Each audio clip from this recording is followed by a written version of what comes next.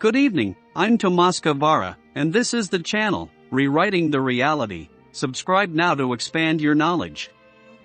In the previous 2 episodes I explained how psychology is affecting us by not contemplating that we are essences. I also explained the true meaning of life that ancient philosophers and those of today have not yet understood. There are countless realities, but in today's 110th episode one will explain our reality on this planet we call Earth. In Amazon.com I published 3 books that are available to you under my name of Tomas Guevara Calderon. Our world population exceeds 8 billion people. This means that here we have 8 billion plus realities, because the reality of each one of us is slightly different. In some cases these differences are more marked, as in the case of Christians and Muslims, just to give you an example. However, we have one thing in common. Each of us creates our reality using our perceptions mechanism that I explained in episodes 5 and 6 and recently in episode 106. As I have been saying, universal consciousness is everything, so we can say that each of our realities swims in an immense ocean that is the universal consciousness, which you can compare with God if you wish. Additionally, in this same area of universal consciousness, which we call regional area number 1, there are parallel, alternate, and probable realities. We have created all these realities to make effective all the possible experiences that we wish to experience, which are innumerable. We are very creative beings with the same purpose of universal consciousness, which is to always be creating and evolving, in an endless becoming. Now, in all these physical realities we are always creating and inventing what we subjectively know to be the universal consciousness. We all know, or have the concept, that within the universal consciousness there is no separation. In other words, we are all connected. From this subjective knowledge we invented the internet. Today practically all of us are connected. There is no separation as existed in previous decades or centuries. We recently invented the James Webb Telescope, which has reminded us of the vastness of the universe with its trillions of galaxies. We have invented artificial intelligence, which is only the beginning of what we will call, in about 100 years, alternate intelligence, since our consciousness will join it. By doing this, our fears about artificial intelligence will disappear. In other words, our physical realities emulate the universal consciousness, and we have known this for more than 2,000 years. Remember the saying, as below, so above. This is often associated with esoteric, mystical, and biblical teachings, although it does not exactly appear in the Bible.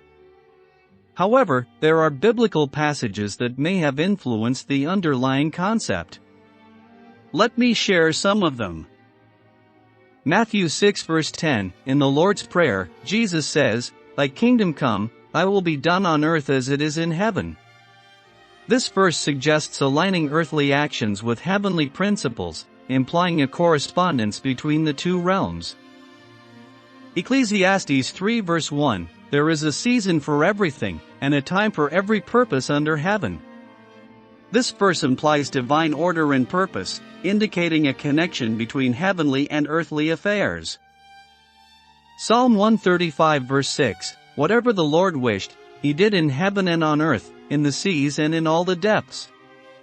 This verse highlights the sovereignty of the universal consciousness or God over all realms, suggesting that what happens in heaven is manifested on earth. Also, in the book of John, Jesus says, "You are from below, I am from above, you are of this world, I am not of this world," John 8 verses 23 to 24.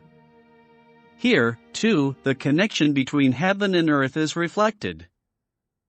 Although the exact phrase is not in the Bible, these passages underscore the interconnectedness of the heavenly and earthly realms. Now let's talk about life itself. I have explained to you that the universal consciousness has fragmented or divided into essences, which is us, and that we create the known universe. In what we know as our life, something similar always happens inside a woman's body. The complex, amazing, and wonderful process begins with these stages. Fertilization. When a sperm penetrates the egg, fertilization occurs.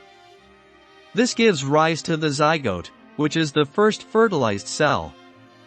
Similar to the first particle that scientific theory proposes. Then in about 72 hours, the zygote becomes morula, which is an early stage of segmentation, or what we can call fragmentation that all essences can do if they so desire. Blastocyst. About 4 to 5 days after fertilization, the morula transforms into a blastocyst, or blastula. The blastocyst is a spherical structure composed of cells that divide and prepares for implantation in the lining of the uterus. Implantation. The blastocyst attaches to the lining of the uterus, marking the beginning of pregnancy. From here, the development of the fetus begins. Embryonic development. During the first few weeks, the embryo undergoes rapid cell differentiation. Basic tissues and organs, such as the heart, brain, and lungs, are formed. Fetal development. As the embryo develops into a fetus, it continues to grow and develop. Organs are perfected, and systems such as the nervous system, circulatory system, and digestive system are formed. Physical changes in women. In parallel with the development of the fetus, the woman's body also undergoes changes. During puberty, girls experience breast growth, development of the womb, uterus, fallopian tubes, ovaries, and vagina. In addition, they grow hair in their armpits and crotch, and the vagina becomes wetter with a slight, clear substance. In short, life inside a woman's body begins with fertilization and develops through embryonic and fetal stages. It is an incredible process that results in the formation of a new human being. In the case of essences, this process is simpler. When we choose to be born into this physical reality, our essence does so simultaneously through the element of time.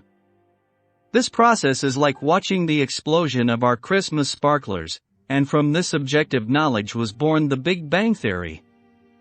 Each focus or life begins at the same time at different times according to our desire and intention. In this process, one life is marked as the first and another as the last. The first is not necessarily the first in linear time. It is not the first in the first century, it may be the first in the 20th century, and the last may be occurring in the first century. This is because time is simultaneous, as I explained in the first episode on April 22, 2023. When the person or focus referred to as the last one decides to leave this reality, that is, to die, the other focus or people can also decide to die. But if they wish to continue, then they decide to fragment and create a new essence. This fragmentation is a new Big Bang, that is, the new essence becomes physical through time, and this is not reincarnation.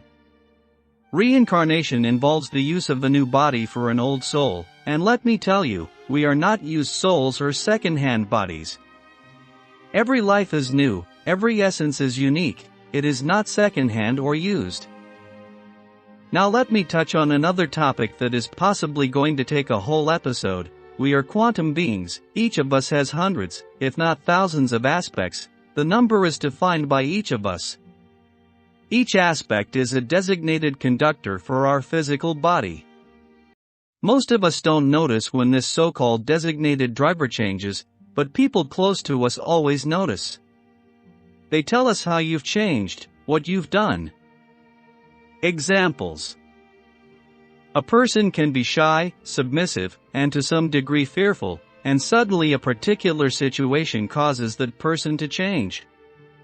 What happens is that another aspect of us takes over, and it's the new designated driver, and this person is no longer shy, more assertive, and can even be somewhat aggressive. Another case may be a person who enjoyed drinking and partying, as I was, and suddenly changed and lost interest in alcoholic beverages. Mind you, I'm not talking about alcoholics. These people are different in that they have the belief that they will never be cured, and that, if they have a beer or a drink, they will fall back into alcoholism. This is just a deep-seated belief and therefore it comes true. This is a very broad topic, and I am not talking about what our psychiatrists call multiple personalities. This is another belief of people who do not want to take responsibility for their actions and that psychiatrists and psychologists promote because they do not yet understand our true nature. Don't forget to subscribe to this channel, and you can contact me at the email I provide in this video.